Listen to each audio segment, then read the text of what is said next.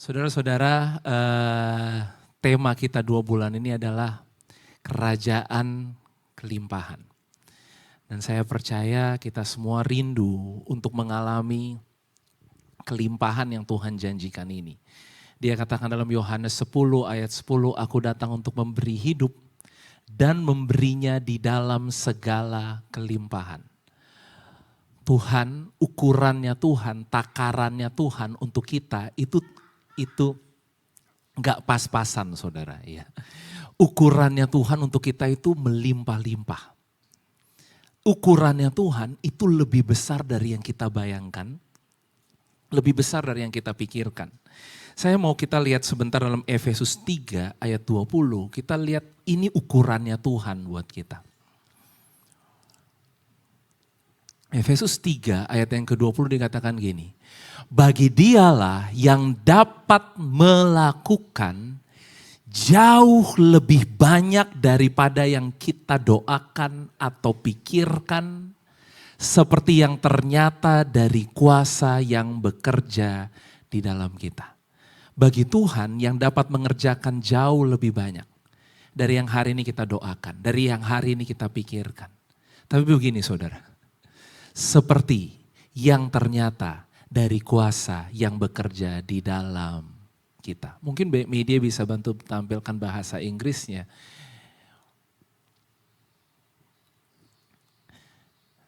Bahasa Inggrisnya media lebih jelas di sini dikatakan according to the power that works in us. Saudara, sesuai dengan kuasa yang bekerja di dalam kita. Artinya gini saudara, sesuai dengan sebesar apa kuasa yang kita mau izinkan bekerja di dalam kita. Jadi berbicara kelimpahan ini bukan berbicara Tuhan lagi. Karena Tuhan mau memberikan kita kelimpahan. Tuhan mau hari ini memberikan lebih dari yang kita doakan, lebih dari yang kita pikirkan, amin. Tapi tadi according, sesuai dengan seberapa besar yang kita izinkan kuasa itu bekerja di dalam kehidupan kita. Artinya hari ini saudara yang buka kerannya, mau besar atau mau kecil. Amin. Nah, siang hari ini kita mau belajar mengalami kelimpahan. Judulnya adalah mengalami kelimpahan di tempat yang dalam. Mengalami kelimpahan di tempat yang dalam. Saudara, di sini kalau saya mungkin siang hari ini bertanya, ada yang bisa berenang? Ya. Yang bisa berenang mungkin saudara bisa bilang ya saya bisa berenang, tapi ada yang gak bisa berenang, betul ya? Ada yang ya saya hanya penikmat kolam berenang aja gitu ya misalnya. Saya senang melihat kolam berenang tapi saya gak bisa berenang misalnya gitu. Nah saudara gini, semakin dalam kolam itu buat orang yang bisa berenang itu gak akan jadi masalah. Tapi orang yang gak bisa berenang, kalau kolamnya dalam itu sebagai suatu hal yang sangat berbahaya, benar ya saudara ya. Ketika dibilang 2 meter, waduh itu bahaya bagi orang-orang yang tidak bisa berenang. Nah saudara, tahukah kita bahwa Tuhan itu rindu membawa kita ke tempat yang dalam. Ya, mungkin di gereja seperti ini kita bernyanyi, Tuhan bawa aku lebih dalam lagi. Kita nyanyi lebih dalam lagi. Ku rindu kau Tuhan. Tapi sebenarnya hari ini kita mau renungkan bagaimana lebih dalam itu bekerja di dalam kehidupan kita. Kita lihat dalam Mazmur 107 ayat yang ke-24. Mazmur 107 ayat yang ke-24.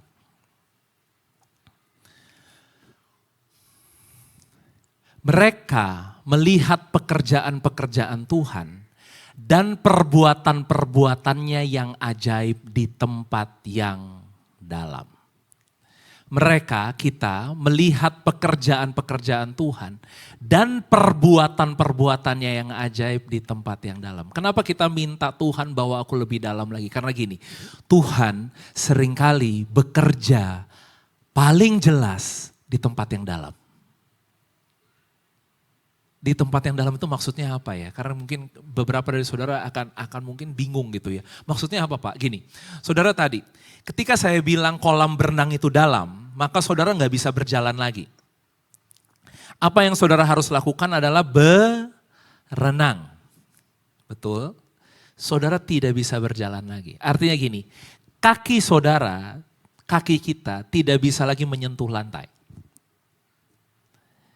Dan secara normal, kaki yang gak bisa menyentuh lantai, ini bagi kebanyakan orang, bagi beberapa orang bukan hal yang aman, saudara.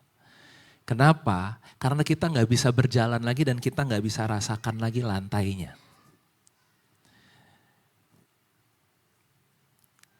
Kalau masih bisa kita injak, kita masih bisa melangkah dan kita masih bisa mengerti kekuatan kita masih bisa semua di dalam rencana kita, pikiran kita, kendali kita. Tapi ketika masuk ke tempat yang dalam, kita gak bisa lagi melangkah dengan kaki ini. Apa yang harus kita lakukan? Berenang. Dalam hidup ini Tuhan akan bawa kita, akan bawa saudara dan saya ke dalam satu pengalaman-pengalaman di mana kita gak bisa berjalan lagi dengan kaki kita ini. Dengan kata lain gini loh saudara, saudara harus belajar ketika airnya semakin dalam, engkau harus belajar untuk berenang. Suatu hari Nabi Yehezkiel mendapatkan penglihatan sebuah bait Allah. Dan ada air yang keluar dari bait Allah itu, ada sungai yang keluar dari bait Allah. Dan sungai itu ketika dia lihat, pertama-tama dia lihat air keluar itu semata kaki. Kemudian airnya bertambah menjadi selutut. Kemudian 1000 hasta lagi dia ukur, oh kok sekarang airnya sepinggang. Dan setelah sepinggang dikatakan 1000 hasta lagi ternyata airnya telah menjadi sungai yang tidak bisa dilewati lagi. Aku tidak bisa berjalan lagi, tidak bisa diseberangi lagi. Sungai yang membuat orang tenggelam ada di dalamnya. Saudara tahukah kita bahwa perjalanan kita bersama dengan Tuhan itu increasing, itu terus bertambah. Perjalanan kita sama Tuhan itu tidak bisa hanya semata kaki terus saudara. Semuanya maunya kita aman, semuanya maunya sesuai dengan rencana kita, sesuai dengan pikiran kita, sesuai dengan yang kita mau. Saudara ada kalanya Tuhan akan bawa air itu semakin tinggi. Dan semakin tinggi air, semakin susah kita untuk berjalan. Berjalannya semakin kok kayaknya berat ya, kok kayaknya susah ya. Tapi ada kalanya air itu tidak bisa diseberangi lagi dan menjadi dalam saudara. Dan saudara gak bisa jalan lagi, apa yang saudara lakukan? Saudara hanya menenggelamkan diri atau saudara berenang di air itu. Saudara siang hari ini, tadi kita lihat ayatnya. Bahwa Tuhan ada di tempat yang dalam. Tadi kita lihat media bantu tampilkan lagi tadi Mazmur 107 ayat 24. Mereka melihat pekerjaan-pekerjaan Tuhan dan perbuatan-perbuatannya yang ajaib di tempat yang dalam. Ada satu pengenalan kepada Tuhan, satu proses, satu tahap, satu tingkatan pengenalan kita sama Tuhan yang kita cuma bisa dapatkan di tempat yang dalam saudara. Tidak bisa dari luar saja kita lihat gitu ya, oh ya baik ya, orang Kristen baik ya, ke gereja ya, jadi pelayanan dan lain-lain. Saudara ada kalanya Tuhan mau kita tenggelam dan masuk di tempat yang dalam. Kenapa? Karena disitulah kita akan melihat pekerjaan-pekerjaan Tuhan yang dalam. Satu ayat lagi tentang ini dalam Mazmur 42. Ayat yang ke-7 atau mungkin di media ayat yang ke-8. Dikatakan samudra raya berpanggil-panggilan dengan deru air terjunmu. Segala gelora dan gelombangmu bergulung melingkupi aku. Samudra raya berpanggil-panggilan dengan deru air terjunmu. Dia boleh bantu tampilkan bahasa Inggrisnya.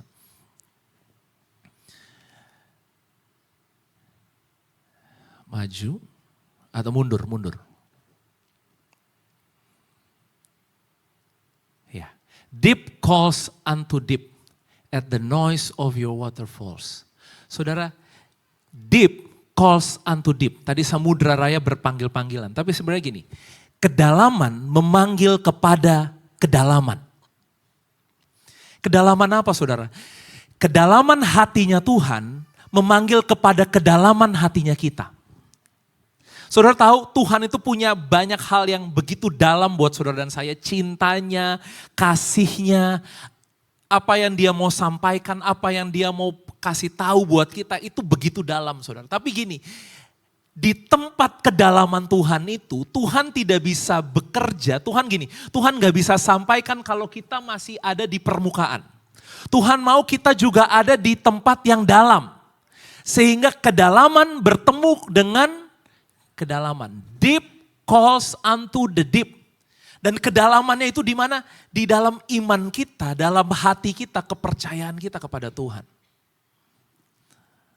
Yes, dalam percaya kita.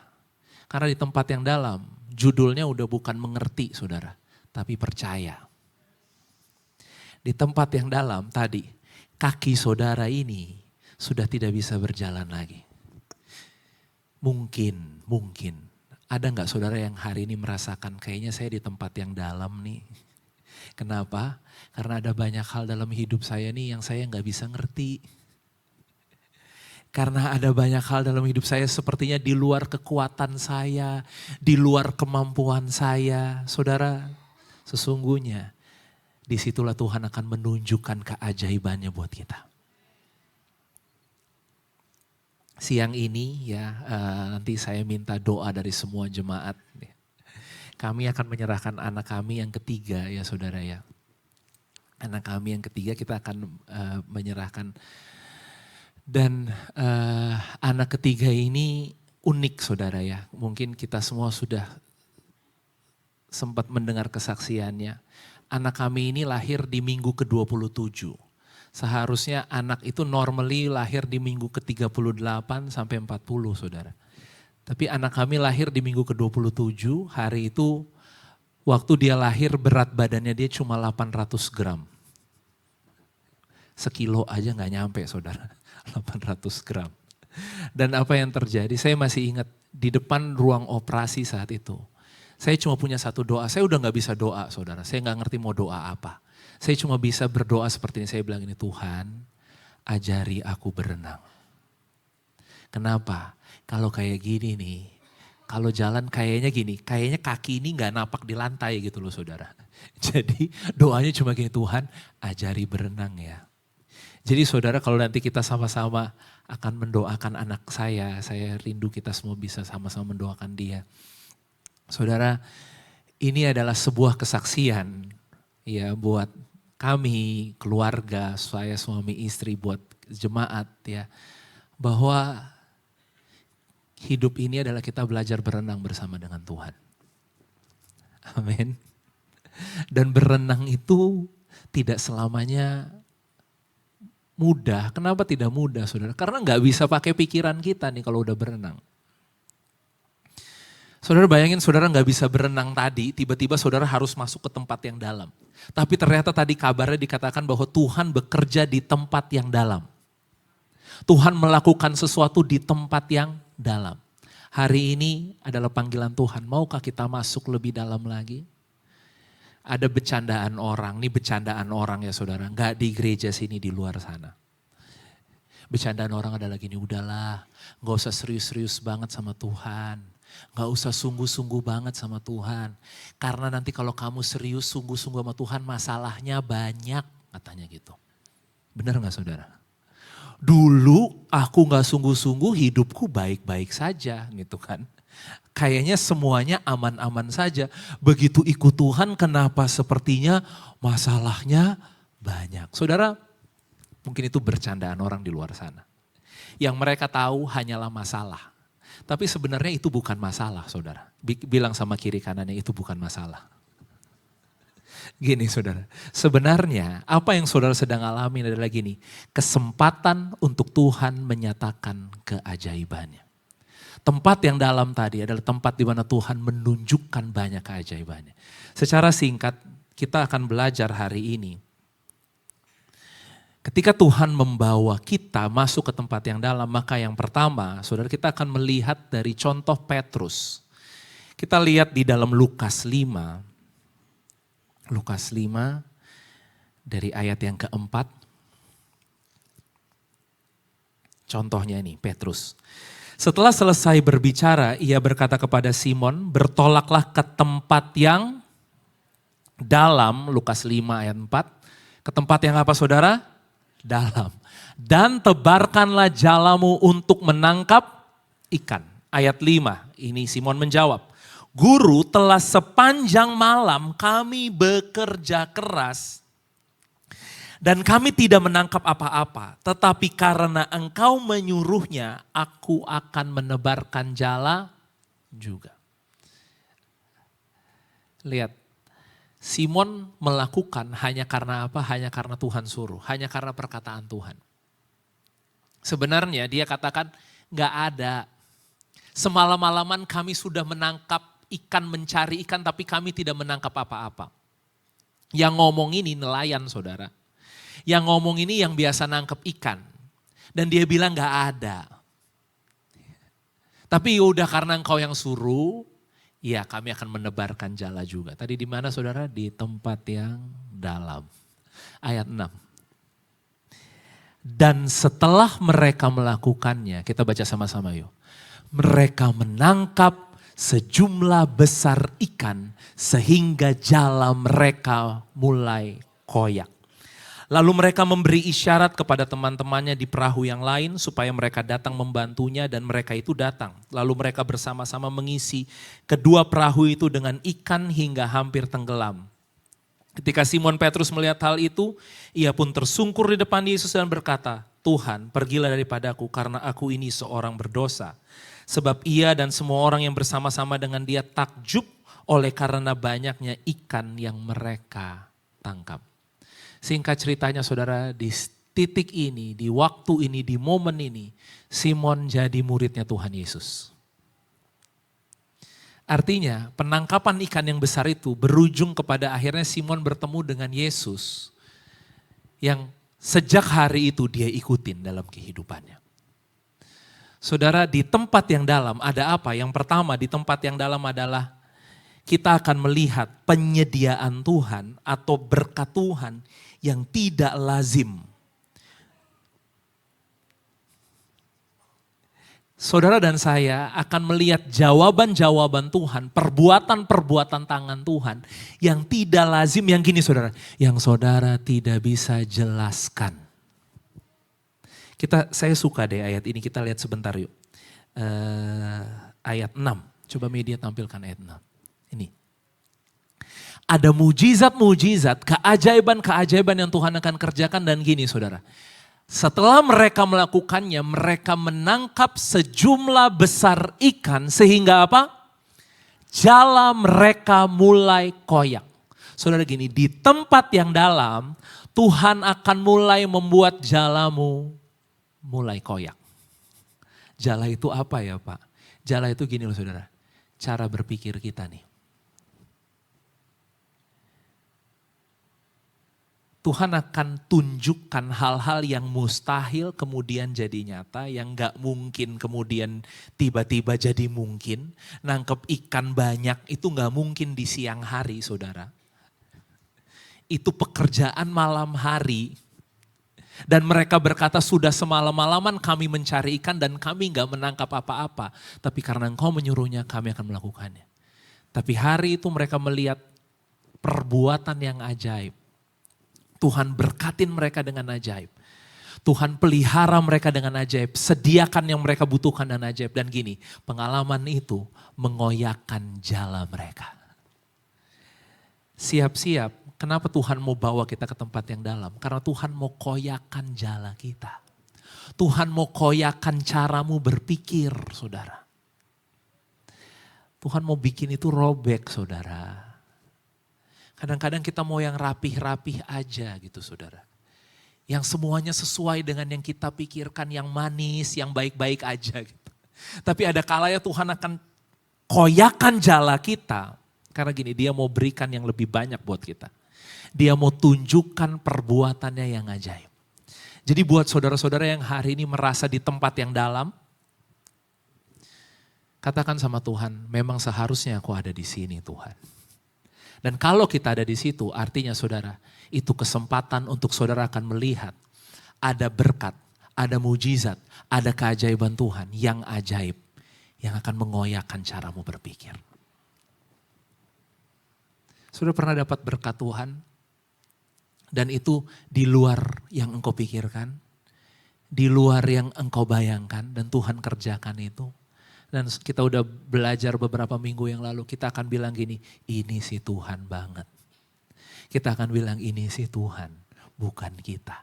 Dan itu terjadinya di mana saudara? Ketika Yesus berkata kepada Petrus, bertolaklah ke tempat yang dalam. Amin. Yang kedua, apa yang terjadi di tempat yang dalam saudara? Di tempat yang dalam Tuhan mau kita tidak tenggelam, tetapi kita mengalami perjalanan bersama dengan Tuhan. Siapa yang merasa di tempat yang dalam takut tenggelam? Waduh, gimana kalau aku tenggelam? Tadi pagi khotbahnya Pastor Vincent bagus banget, dia bilang gini, kita itu dihadapkan dua pilihan, mau overwhelm atau overflow. Which one? Kita pilih, mau yang mana? Karena kalau kita nggak mau overflow dengan kebaikan Tuhan, dengan apa yang Tuhan kerjakan, maka hidup ini akan membuat kita overwhelm. Saudara, bahayanya gini, di tempat yang dalam itu resikonya gini, kalau saudara nggak mau membiarkan matamu memandang Tuhan, melihat Tuhan, maka keadaan akan membuatmu overwhelm. Overwhelm itu maksudnya apa? Begitu diliputi, begitu gini. Kalau takut, begitu takut. Kalau khawatir, begitu bingung, begitu kecewa saudara. Itu yang akan terjadi ketika kita overwhelm. Tapi di tempat yang dalam, ketika yang lain overwhelm, Tuhan mau ajak saudara untuk overflow. Amin. Yes. Petrus lagi, Matius 14. Ayat yang ke-26. Ini jam 3 pagi ya saudara, malam-malam tiba-tiba badai angin yang besar datang ya.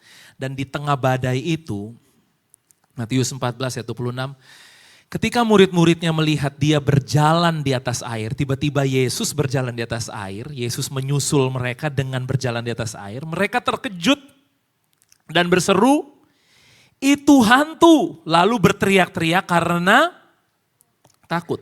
Tetapi segera Yesus berkata kepada mereka, tenanglah, aku ini, jangan takut. Lalu Petrus berseru dan menjawab dia, Tuhan, apabila engkau itu, suruhlah aku datang kepadamu berjalan di atas air. Kata Yesus, datanglah. Maka Petrus turun dari perahu dan berjalan di atas air, mendapatkan Yesus. Saudara lihat kata-kata ini. Maka Petrus turun dari perahu dan berjalan di atas air mendapatkan Yesus. Ini hal yang normal enggak saudara? Turun dari perahu bukan di pantai ya saudara. Turun dari perahunya di mana? Di tengah danau, di tengah badai. Turun dari perahu. Itu bukan waktu yang terbaik untuk saudara turun dari perahu. Itu bukan saatnya saudara keluar dari perahu. Tapi apa yang dia lakukan? Turun dari perahu dan hal yang selanjutnya terjadi lebih bingung lagi. Kenapa? Berjalan di atas air. Saudara, Tuhan ini memang suka mainnya di tempat-tempat yang dalam, di tengah-tengah. Kalau kita mungkin hari ini, kalau kita main di pantai, kita bilang ini udah di pinggir-pinggir aja lah, aman, main-main ombak di pinggir. Tuhan sukanya ajak kita ke tengah. Kenapa? Di tengah malam, di tengah badai itu, ternyata Tuhan menunjukkan kepada Petrus.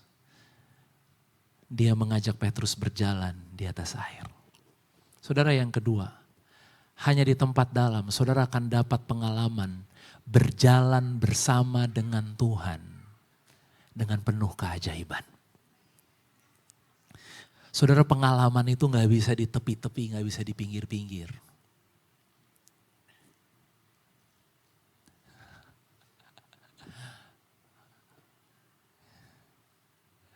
Buat saudara yang hari ini mungkin merasa, iya di tempat yang dalam. Saudara akan merasa seperti berjalan di atas air. Kenapa? Karena Tuhan gak mau kita pakai kekuatan kita. Dan tahukah musuhnya apa saudara? Musuhnya kalau kita lihat terus ayat ini selanjutnya ayat yang ke-30. Semua mau berjalan di atas air. Amin. Nah musuhnya apa saudara? Musuhnya ini. Tetapi ketika dirasanya tiupan angin, takutlah ia dan mulai tenggelam lalu berteriak, Tuhan tolonglah. Saudara, setiap hari Tuhan mau kita mengalami keajaibannya Dia. Berjalan dalam keajaibannya Dia. Tapi gini, setiap hari juga kita kan punya perasaan. Nanti kita bilangnya gini, kan kamu gak rasa, yang rasa aku. Pastor bisa ngomong aja di depan, emang rasa gitu ya. Saudara, tapi gini, apa yang kita rasa gini, membuat kita takut. Dan setelah takut, apa selanjutnya saudara? Tenggelam. Tadi, tempat dalam, Tuhan mau tidak menenggelamkan kita.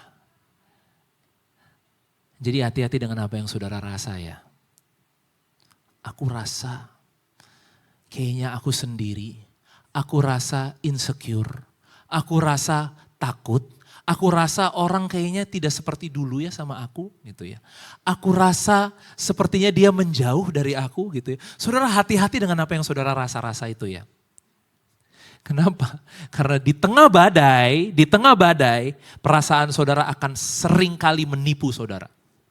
Yes. Perasaan itu tidak bisa ada di atas kepala kita saudara. Dia harus ada di bawah kaki kita. Karena kalau dia ada di atas kepala kita, dia akan mengombang-ambingkan kita. Dan seperti tadi Petrus, dia takut dan menjadi tenggelam. Yang ketiga, apa yang akan terjadi di tempat yang dalam? Saudara mau masuk ke tempat yang dalam? Oke, gini saudara. Siang ini simpen aja dulu firman Tuhannya. Simpen. Kenapa? Karena saya percaya gini, gak semua orang mau ada di tempat yang dalam. Gak semuanya akan bilang gini, aku mau ke tempat yang dalam. Mungkin saudara di belakang sana di kursi ini akan bilang gini, ya Pak Pendeta aja ke tempat yang dalam. Kita mah di pinggir-pinggir aja aman. Bener gak? Ya gak saudara? Oh yang kayak gitu-gitu, itu mah imannya. Saudara, iman itu gak ada bedanya loh saudara. Gak ada iman besar, iman kecil. Tuhan bilang gini, ada iman cuma iman yang bisa memindahkan gunung itu iman sebesar biji sesawi. Bukan iman pendeta, bukan iman jemaat. Oh kalau dia luar biasa imannya. Gak ada saudara. Iman itu masalahnya bukan besar kecil. Iman itu masalahnya gini, ada atau enggak. Amin. Karena biji sesawi itu firman Tuhan katakan bukankah itu yang paling kecil. Tapi ketika dia masuk ke dalam tanah, dia bertumbuh, dia menjadi yang paling besar. Saudara, kita nggak lagi gede-gedean iman nih. Kita kan sebenarnya cuma dalam permasalahannya satu, mau bilang yes apa enggak sama Tuhan. Ya enggak? Tapi yang tadi saya bilang, jangan-jangan banyak yang bilang ini ya Bapak aja lah yang yes, saya mah di sini baik-baik aja gitu ya. Saudara, apa yang terjadi di tempat yang dalam? Yang ketiga, kita akan lihat. Amsal 20 ayat yang kelima. Amsal 20 ayat yang kelima.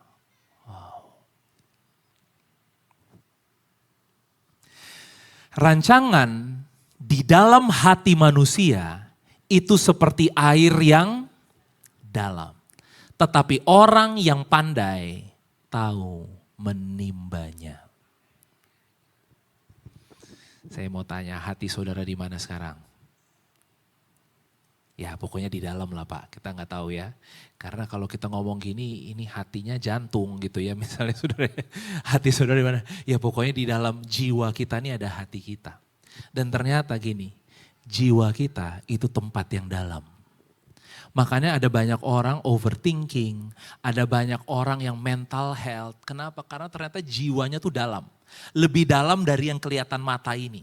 Coba saudara lihat kiri dan kananmu. Wah cantik ya, ganteng ya, benar ya saudara ya.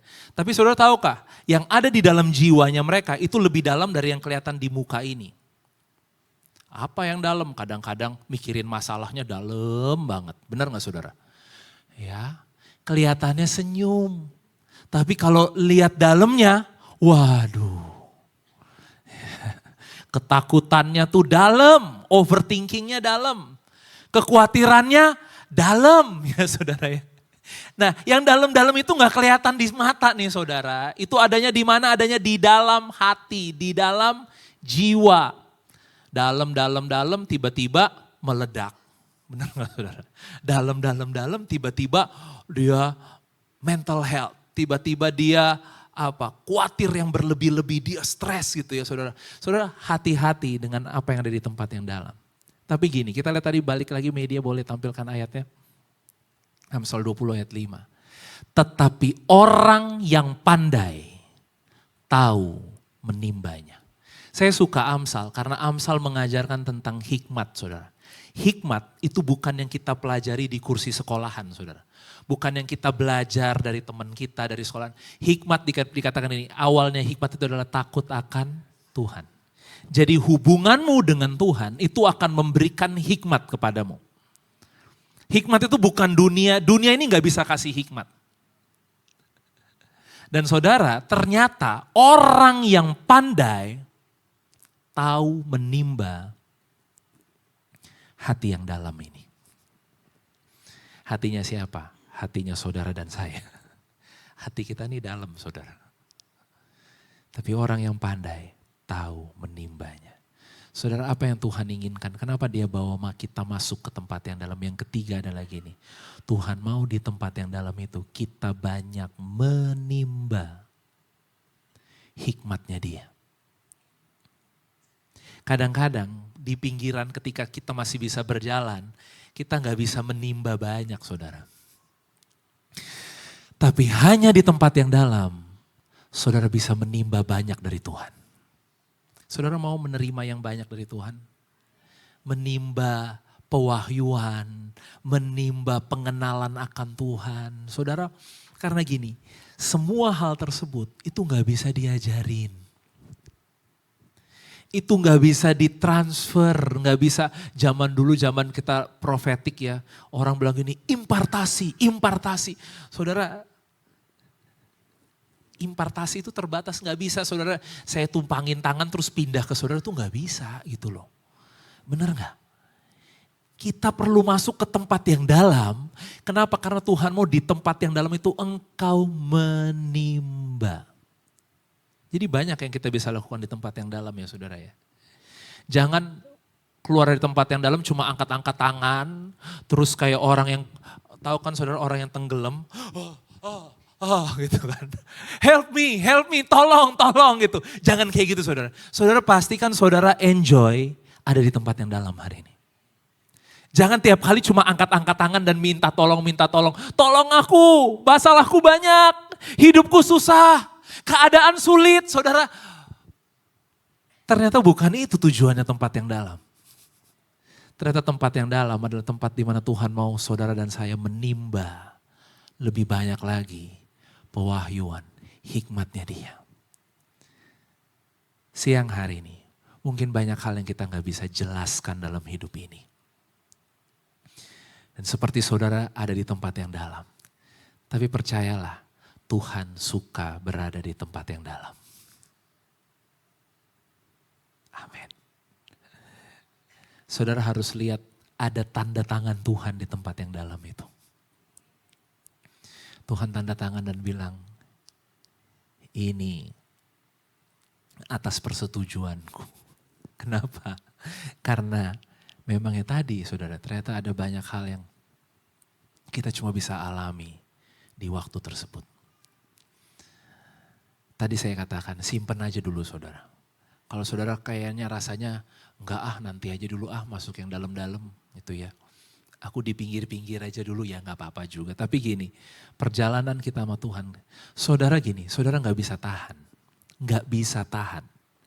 Karena sungai itu akan semakin meninggi dan meninggi tadi yang keluar dari bait Allah. Semakin saudara jalanin, semakin saudara berjalan, semakin dalam Tuhan bawa.